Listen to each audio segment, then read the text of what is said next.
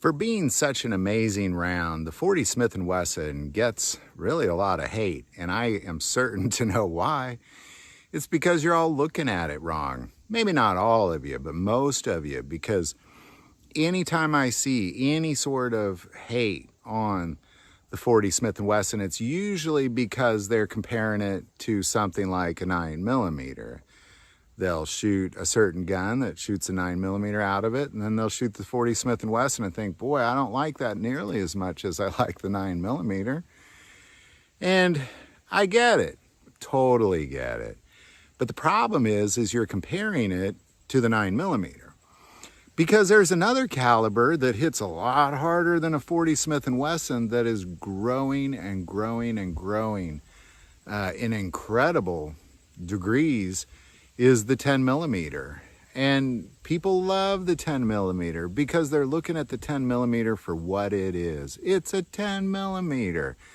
I mean, if you have a 10mm handgun, you can kill anything that walks in North America with that thing.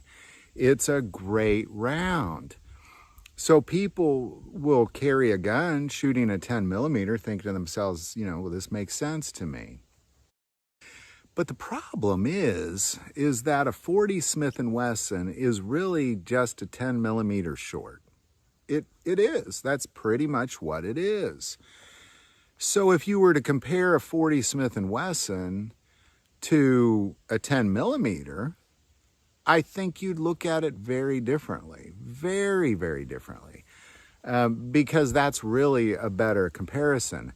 More so, the benefit that you're going to get out of the 40 Smith & Wesson compared to the 10mm is most people that make the popular lines of 9mm handguns also make them in 40 Smith & Wesson. They don't necessarily also make them in 10mm. So it's really, if you like the 10mm, I'm going to recommend you start to look at the 40 Smith & Wesson in a very different way, because it is a very different bullet.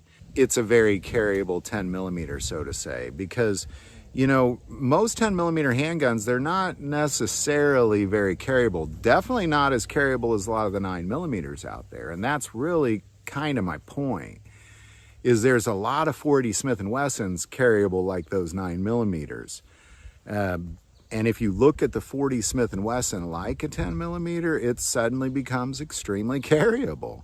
A great option. And I believe that's really why there's a lot of hate on it, is because people are like, well, it's not nearly as smooth as shooting as a 9mm. No, it's not. But it's definitely a little smoother than a 10mm.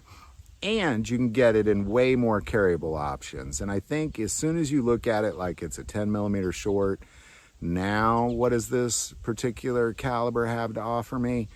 I think you're going to see it has the opportunity to offer you a wealth of carrying options that's going to pack a big punch. There's a reason why a lot of cops around this country carry a 40 Smith & Wesson. It's a pretty powerful round. It's a great round. It's a 10mm short, and a 10mm take down any animal in North America. 40 Smith & Wesson's not that far behind it. So there you go, man. That's my thoughts. I think a lot of the hate that goes towards the 40 Smith & Wesson is really just an illogical comparison.